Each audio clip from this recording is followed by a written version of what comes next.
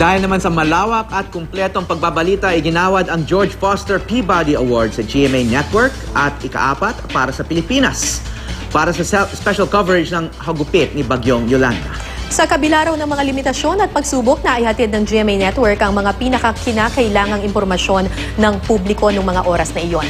Nangibabaw din daw ang GMA Network sa pagkilala sa lahat ng mga tumulong at nagpakabayani sa gitna ng trahedya at sa walang tigil na pagbibigay alam sa publiko ng sitwasyon ng mga nabiktima ng delubyo.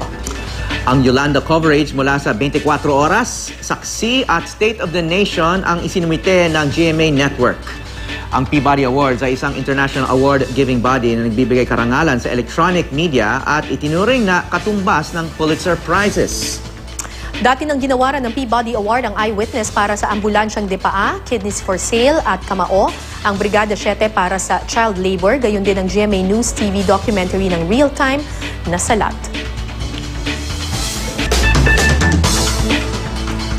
Congratulations sa lahat ng kasama sa Yolanda coverage ng GMA Network. Congratulations sa lahat ng mga kapuso at maraming salamat sa patuloy na suporta ng ating mga kapuso sa GMA.